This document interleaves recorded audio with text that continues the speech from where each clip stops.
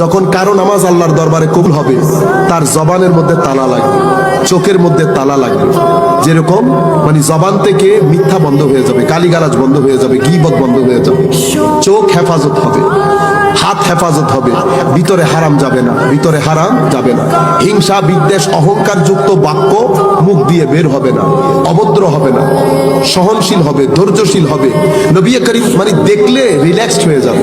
কেউ একজন দেখলে মনে হবে যেন খুব ভালো মানুষ, রিল্যাক্স মানুষ, ভদ্র মানুষ। এই ব্যক্তির আদত পরিবর্তন হচ্ছে, আদত পরিবর্তন হচ্ছে। নূর কেন আসে?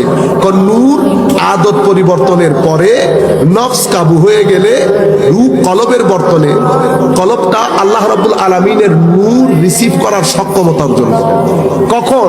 যখন আপনার আদত পরিবর্তন হয়। আমার ভাইয়েরা, হুজুর গৌসুল আজম বলেছেন তাসাউফ তরিকত কিসের নাম? আদত পরিবর্তন। আদত পরিবর্তন, তারকুল আদা, আদত পরিবর্তন। আদত কি? মিথ্যা বলা আমার আদত, স্বভাব। গীবত করা আমার স্বভাব, গালিগালাজ করা আমার স্বভাব, মানুষকে কষ্ট দেওয়া আমার স্বভাব। এই স্বভাবগুলোর মধ্যে যদি পরিবর্তন না আসে তো তরিকতে তাসাউফ আসে না। সিনার ভিতরে নূর আসে না, সিনার ভিতরে নূর আসে না।